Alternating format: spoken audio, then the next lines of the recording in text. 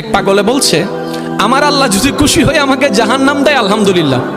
এবার শিক্ষিত সমাজ যারা আমাদের মতো কিছু আছে না, বেশি পণ্ডিত, এবার যাই বলতেছে সবাই চাই জান্নাতে যাইতে, এই পাগলে চাই জাহান্নামে যাইতে।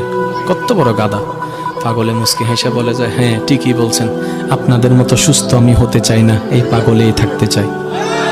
এবার তাদের একটু টনক লটলো, কই কেন? সবাই চাই জান্নাত, তুমি চাচ্ছ জাহান্নাম। বলে যে ভাইয়ারা, আপনারা মনে হয় আমার কথাটা খেয়াল করেন নাই, আমি বলেছি আমার রব যদি খুশি হয়ে, আমার রব যদি খুশি হয়ে আমাকে জাহান্নাম দেয় আমি সেটাও নিতে রাজি। বলে যে এখনো বুঝলাম না। পাগল বলে জ্ঞান দিয়ে রবের বিষয় বোঝা যায় না, দিল দিয়ে বুঝতে হয়। আরে শুনো, রব যখন খুশি হয়ে যাবে জাহান্নামটা জান্নাত হয়ে যাবে, রব যখন নারাজ হয়ে যাবে জান্নাতটা জাহান্নাম হয়ে যাবে। এক পাগলে বলছে, আমার আল্লাহ যদি খুশি হয়ে আমাকে জাহান্নাম দেয় আলহামদুলিল্লাহ।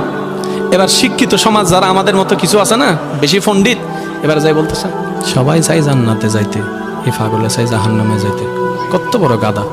পাগলে মুস্কি হেসে বলে যায়, হ্যাঁ ঠিকই বলছেন, আপনাদের মতো সুস্থ আমি হতে চাই না, এই পাগলেই থাকতে চাই। এবার তাদের একটু টনক লটলো, কই কেন? সবাই চাই জান্নাত, তুমি চাচ্ছ জাহান্নাম। বলে যে ভাইয়ারা, আপনারা মনে হয় আমার কথাটা খেয়াল করেন নাই, আমি বলেছি আমার রব যদি খুশি হয়ে,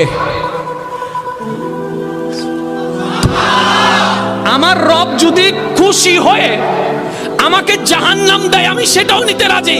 বলে যে এখনো বুঝলাম না। পাগল বলে জ্ঞান দিয়ে রবের বিষয় বোঝা যায় না, দিল দিয়ে বুঝতে হয়। আরে শুনো, রব যখন খুশি হয়ে যাবে জাহান্নামটা জান্নাত হয়ে যাবে, রব যখন নারাজ হয়ে যাবে জান্নাতটা জাহান্নাম হয়ে যাবে।